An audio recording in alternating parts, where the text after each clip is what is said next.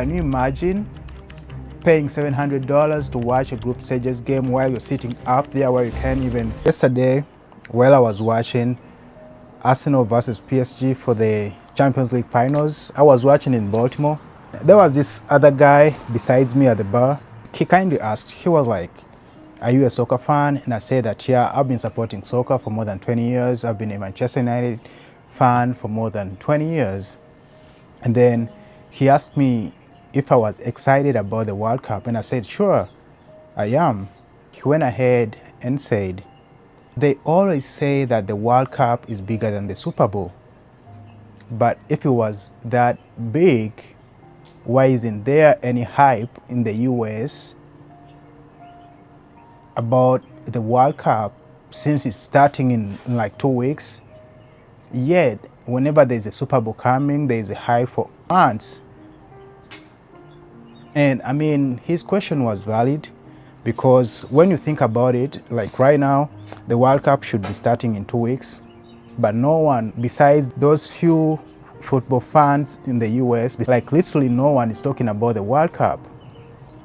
There's multiple reasons for that to happen, and one of the reasons is because current political situation in the US, which is not friendly to foreigners, whether you're coming to stay or maybe whether you're just a tourist. So most of the policies and what people see on the news kind of deters away the potential target that would come from overseas to come and watch the games. One reason, look at it like this. The US is like 4% of the global population. So just because the biggest sport in the world is not hyped by 4% of the global population, while the 96% of the world population are excited to watch the sport, that doesn't make it a dead sport. Just imagine if the NBA final or maybe the Super Bowl were played in Belgium, in Brussels, Belgium. They wouldn't have the same hype in Belgium, or they wouldn't even have any hype at all if they were played in Belgium as they would be if they were played in the US, maybe in Vegas, California, or maybe Massachusetts.